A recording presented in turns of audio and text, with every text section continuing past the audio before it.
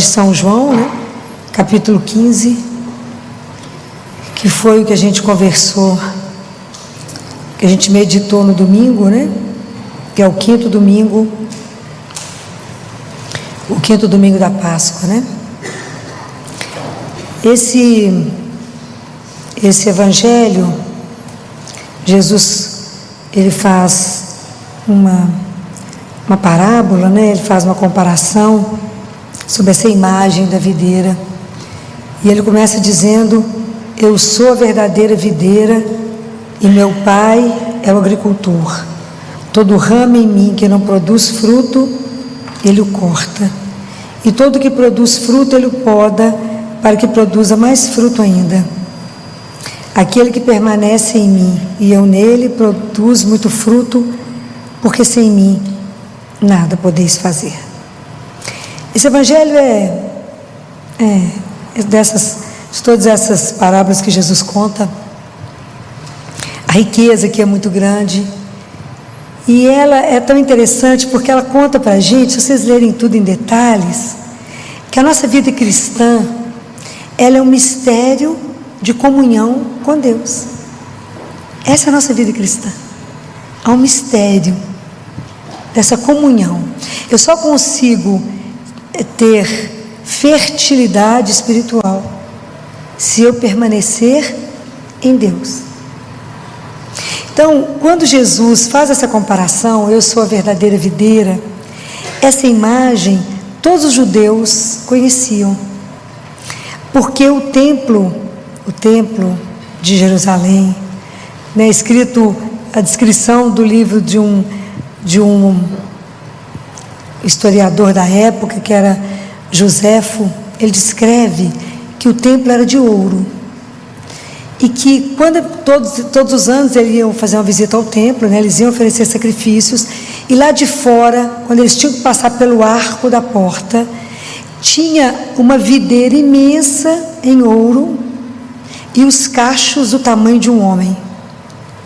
Isso já era conhecido, porque isso tem uma referência em Números capítulo 3, quando Moisés manda Josué ir à terra de Canaã e fala: a terra prometida pelo Senhor, vai lá para você ver a terra. E eles voltam ficando impressionados com a riqueza, que era um lugar que tinha leite e mel.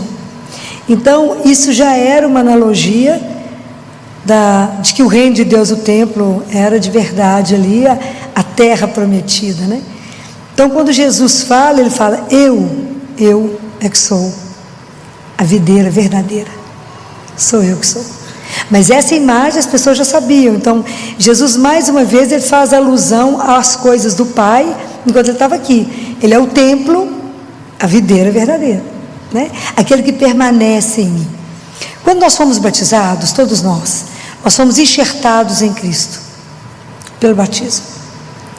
Então é a videira, nós somos colados nele, enxertados nele. E ele fala que a gente precisa produzir frutos, porque estamos enxertados em Cristo, e precisa permanecer nele para que isso produza fruto, porque sem mim, como diz ele, nada podeis fazer. E aí no século V, no deserto de Gaza, existia um monge que chamava João. Quando um fiel faz uma pergunta para ele interessante, que ele pergunta para ele assim: mas como é que pode conviver a liberdade do homem com sem mim nada podeis fazer? Essa pergunta é uma coisa que a gente pensa mesmo. Mas sem mim vocês não podem fazer nada. Então como é que fica a minha liberdade, sendo que eu não vou conseguir nada? E a explicação dele é, claro, brilhante, né? Ele diz assim: o homem que tem, cada um de nós, quando a gente tem uma tendência ao bem, quando a gente deseja algo do bem, Deus nos dá a força para que a gente consiga realizar essa obra boa.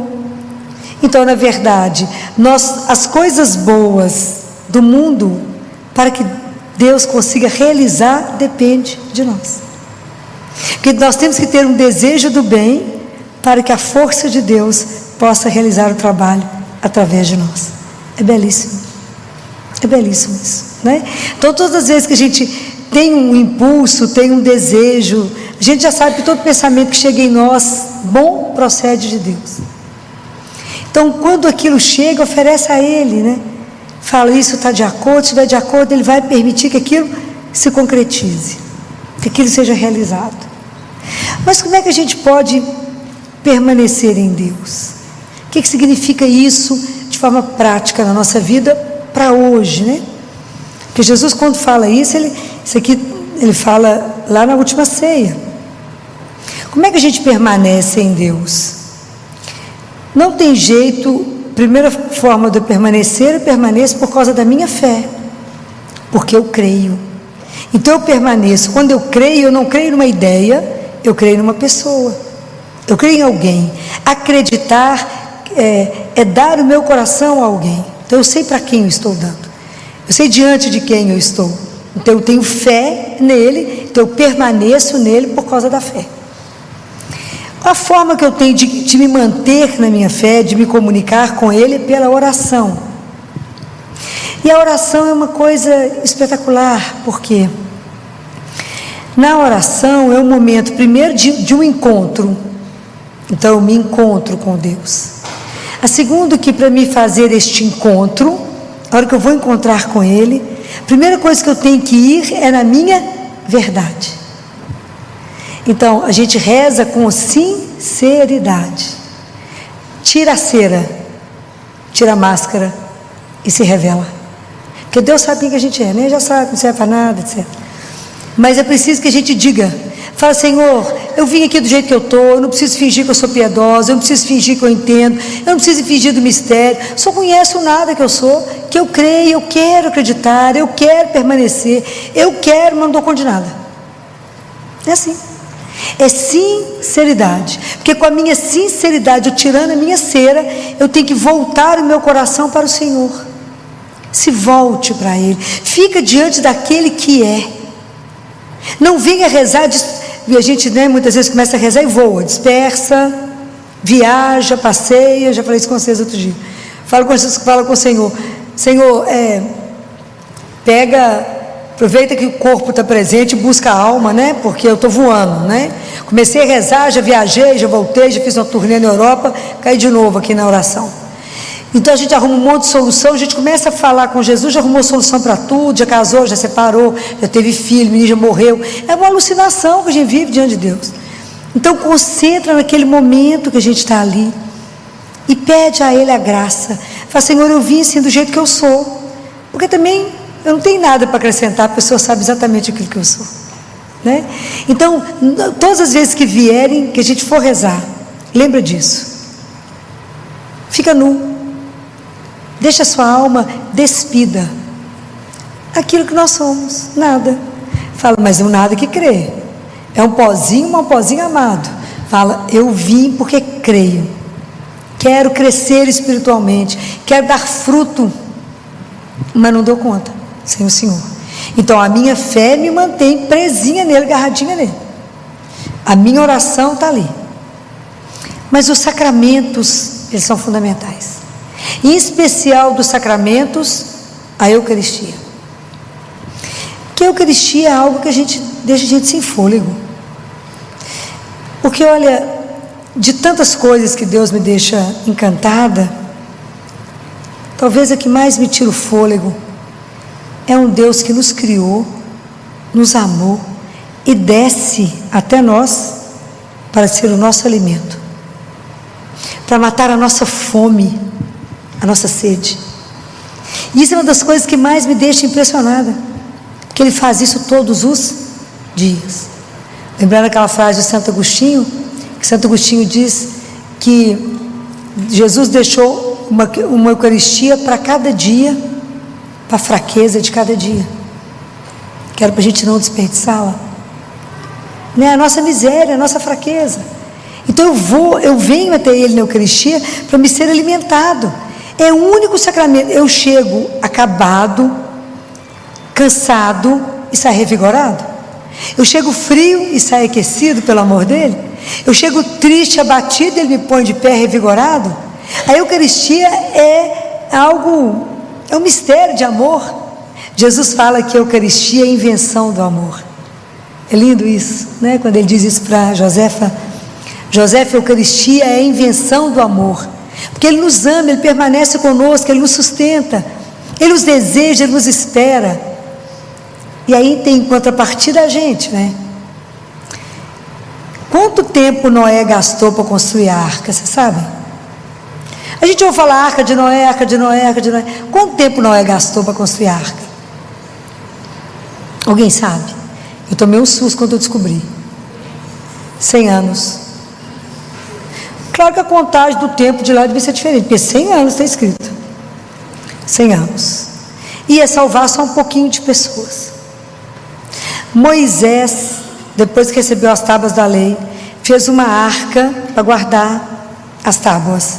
Ele fez de madeira imperecível e colocou ouro puro para colocar as arcas.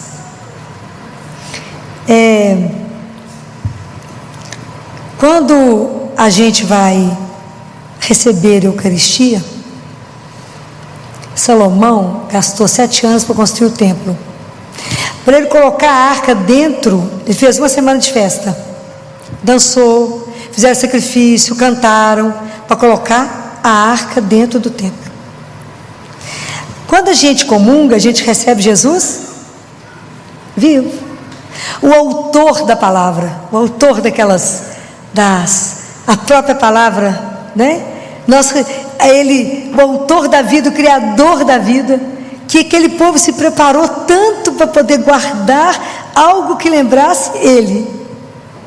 Nós temos o privilégio de receber o Senhor dos anjos, aquele que o céu não pode conter, vem ficar em nós. E nós preparamos quanto tempo para receber Jesus na Eucaristia? Nem preciso falar, porque a gente quer morrer de vergonha, né? A hora que eu fiquei estudando sobre isso, eu falei: que vergonha, né? Que será que em 15 minutos, enquanto eu estava na fila para receber a Eucaristia, eu dispersei meus pensamentos, em vez de estar concentrado diante de quem eu ia receber?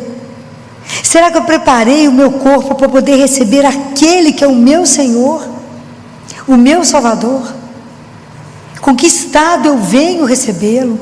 Com que consciência eu venho? Disperso. Porque se é um mistério eu permanecer em Deus misticamente pela fé, pelo batismo, vocês imaginem o que é eu recebê-lo vivo e ser a morada de Deus. Esse mistério, Ele em mim e eu nele, isso é uma loucura. Não dá para a gente compreender, é claro que não, mas dá para a gente começar a pensar que a Eucaristia é algo para a gente tremer, que nós estamos diante de Deus vivo, que vem fazer habitação em mim. E se Ele vem fazer habitação em mim, aí sim Ele pode amar ao Pai através de mim, e pode amar o irmão através de mim, mas eu não, mas por causa dele em mim. Compreende a beleza do que a gente tem na mão e que às vezes a gente não percebe. A gente chega na missa correndo, chega atrasado, não prepara antes, não pensa, não confessa, faz nada. Por quê? Porque de verdade, a gente não crê que recebe Ele vivo. Eu sei que é difícil, Deus Pai fala, é difícil, parece pão, tem gosto de pão, é branquinho, mas você imagina, eu recebo aquele que é um médico que pode me curar. Eu falo, Ele pode ser o psiquiatra que me restaura, Ele pode ser o psicólogo que me entende.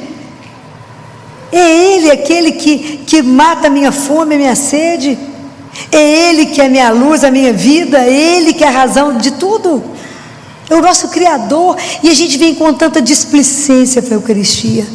E a Eucaristia, por excelência nos sacramentos, ela é o que mais me faz permanecer nele. Quanto mais vezes eu comungar, quanto mais vezes eu estiver diante dele, mais chance ele tem de nos transformar.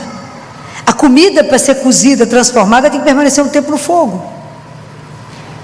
Então eu tenho que me cuidar disso. Então não tem jeito que a gente que a gente tenha, como a Eucaristia, como de vez em quando estar perto, ter uma transformação maior.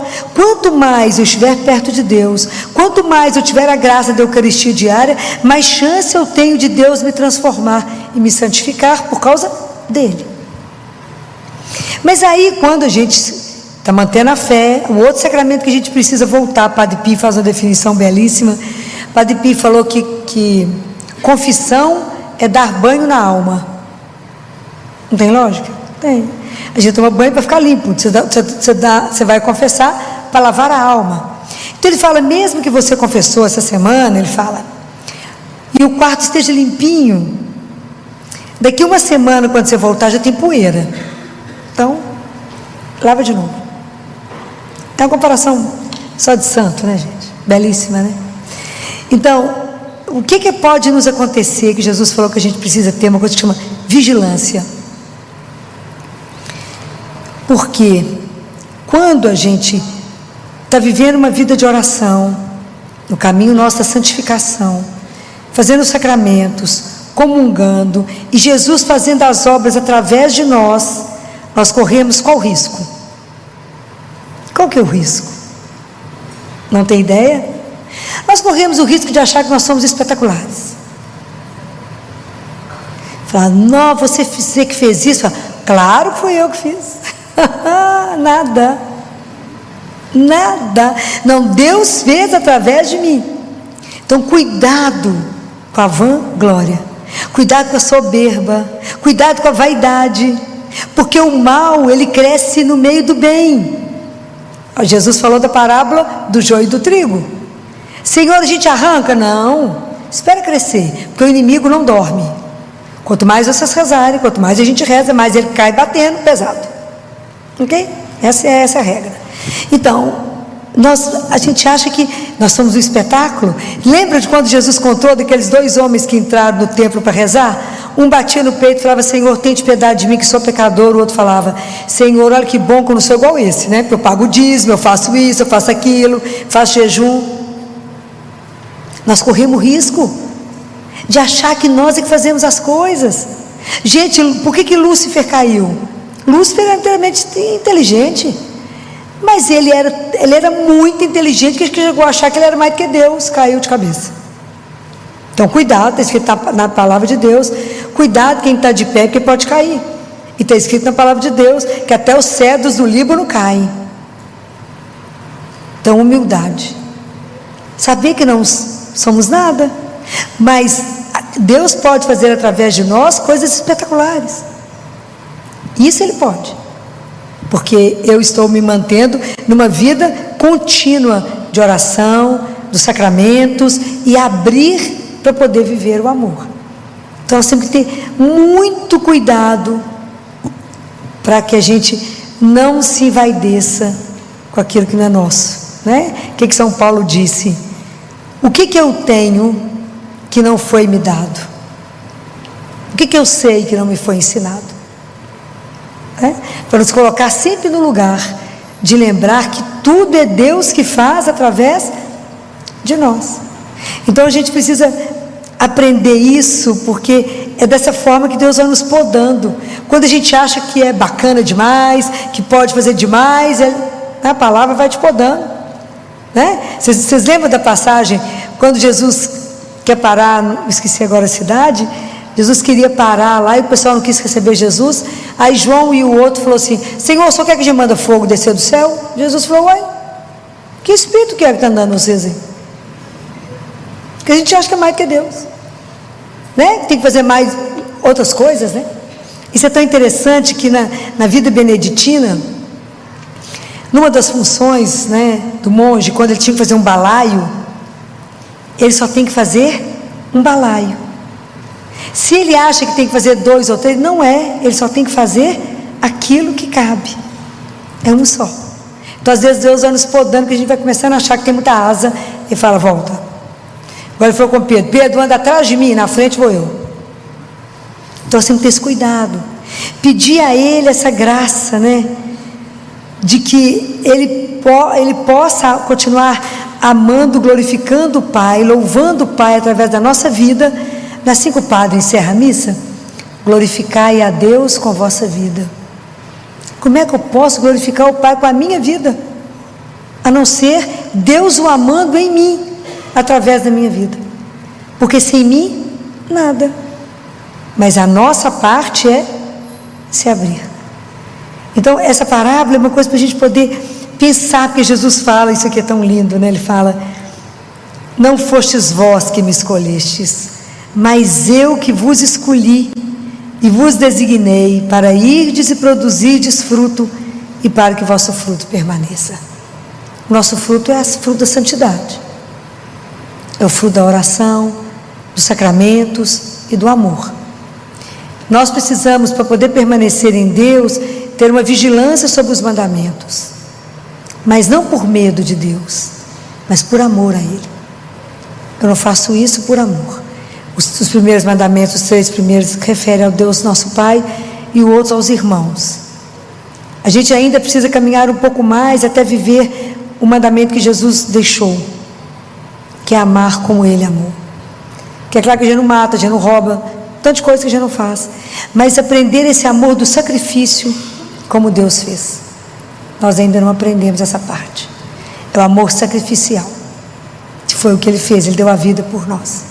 Então, até a gente aprender a ser consumido por causa do outro, ajudar o outro, entendemos esse projeto de Deus que é magnífico, mas que a gente não compreende, a gente se entrega, e permitir que Deus faça a obra que Ele sonhou em nós. Pedir a Ele que nos conceda a graça de não passar ao largo da nossa vida verdadeira, mas viver exatamente aquilo que Ele sonhou. Então, uma coisa que pode nos ajudar, a cada dia, por turnos, manhã, tarde, noite, pergunte a Ele: Senhor, o que o Senhor quer que eu faça contigo? E o que o Senhor quer que eu faça por Ti? Mas somente aquilo que o Senhor quer, não além. Para a gente fazer o exercício da humildade. Não aquilo que eu estou pensando, sonhando, mas aquilo que está de acordo com o que o Senhor quer para mim hoje. Porque para Te amar eu só tenho agora. Para vos servir eu só tenho agora. Então, que a gente possa pensar muito nisso. Como é que a gente precisa se manter coladinho nele para não correr o risco de não dar fruto e ser cortado, né? Porque aquele ramo que não dá nada, se ele ficar na planta, ele vai prejudicar a árvore inteira. Mas nós temos um grande segredo para nos ajudar a permanecer, que é Maria. É Nossa Senhora que vai nos ajudar a permanecer em Deus. Ela vai nos ajudar a interceder por nós, nos dar coragem, interceder mesmo, nos ensinar o que é fé. Ninguém teve fé como ela, né?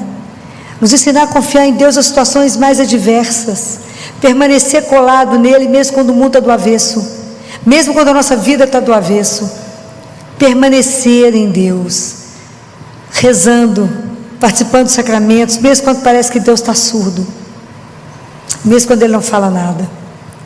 Permanecer, saber que teu caminho está escuro, não tem importância se Ele me der a mão, teu caminho. Falo com Ele: Jesus, eu não preciso ver o caminho, o Senhor está enxergando, tudo certo. Eu não preciso ver, eu só preciso Te dar a mão. Se o Senhor me der a mão, eu não terei medo. Então, é que a gente tenha essa entrega, né? Catarina de Siena, que esses dias foi segunda-feira, né? Foi dia dela. Ela perguntou para Deus Pai: como é que eu sei que eu faço a sua vontade? Ele falou: pela paciência da espera. Porque nós somos desesperados. Nós nem acabamos de falar a frase, a gente já quer que Deus já manda a resposta. A paciência da espera. Ela, vocês imaginam, eu sempre, todo sábado eu lembro dela com a espera. Enterrou Jesus na cesta, os discípulos tinham sumido, até que pôr todos de pé. São José já tinha morrido, e ela esperou o que Deus ia fazer. Pode imaginar? Não tinha ninguém para consolar. Ela segurou na fé, permaneceu ali em oração, pôs os discípulos para rezar, e é claro que ela foi a primeira testemunha da ressurreição. Claro que o filho foi ver quem primeiro? A mãe. Ótimo. Não está escrito não, mas vocês podem ter certeza. Tem jeito de ter sido. Imagina a alegria dela quando viu ele, coisa de louco. né? Então a gente precisa pensar nisso e pedir a ela. Quando tiver muito difícil permanecer, quando tiver muito difícil o caminho, quando tiver muito difícil acreditar, fala: Senhora minha, me ajuda a manter os olhos fixos no seu Filho e acreditar que Ele me vê, acreditar que Ele me escuta e acreditar que o amor dEle é incondicional e que é eterno e que Ele está atento a tudo que me acontece e Ele nunca vai me abandonar. Me ajuda a permanecer nele e me ajuda a fazer com que a minha vida eu possa olhar para o meu pai, que meu pai possa se orgulhar de mim e falar: essa menina, esse menino tem a vida digna de um filho de Deus. Isso que a gente precisa revelar ao mundo. As pessoas que olham para nós, que já somos o resto, saiba que nós de verdade acreditamos num Deus que é vivo, que caminha conosco, que além de nos alimentar, participa da nossa vida todo dia, está sempre conosco, mesmo que a nossa vida não tenha nada de especial, só correr, trabalhar, fazer acontecer, mas Ele está junto. E que vocês não duvidem disso, que vocês caminhem sempre com aquilo que eu falei semana passada, a mística dos olhos abertos para poder ver o Senhor que está ali do seu lado. E peça a Ele, fala: o Senhor me mantém colado, igual o Super Bonder, Ele cola para que eu nunca me perca. Então, vigilância quanto ao pecado, vigilância, porque o pecado nos separa dEle. Peça a Ele a graça, e a gente pede a Nossa Senhora todo dia. A gente fala com ela: Ave Maria, Virgem Fiel. Eu falo isso 100 vezes de manhã. Ave Maria, Virgem Fiel. Eu falo com ela: não me deixa pecar, não me deixa magoar, Jesus, não me deixa ofender. Ave Maria, Virgem Fiel, Ave Maria, Virgem Fiel, para que nos ajude a não pecar. Aí de noite você pede perdão porque você pecou, né? Ave Maria, Mãe de Misericórdia, Ave Maria, Mãe de... É a luta. Está escrito na palavra que a gente peca pelo menos 7 vezes no dia. É uma batalha. E a maior batalha é com a gente mesmo. Então não é fácil, porque a hora que a gente começa a fazer uma coisinha, a asa cresce, a gente acha que pode mais e começa a pecar. Então vigilância. Vigie, para que a gente não precise ser podado, né, toda hora. Mas que Nossa Senhora, como nossa mãe, interceda por nós, para que a gente de verdade possamos dar frutos dignos do Pai que temos, e que o nosso fruto permaneça. Louvado seja nosso Senhor Jesus Cristo. Para sempre seja louvado.